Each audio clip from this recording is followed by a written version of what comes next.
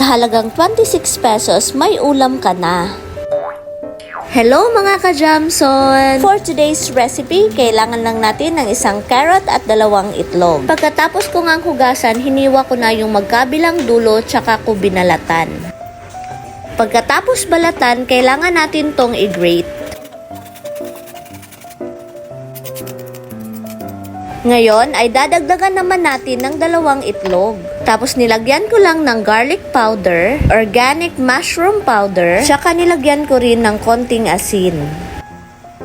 Pagkatapos ay hinalo ko lang ng mabuti.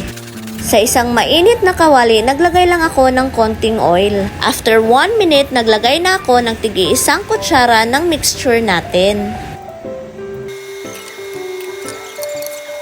Pag ganito na yung hitsura niya, pwede na natin tong baliktarin.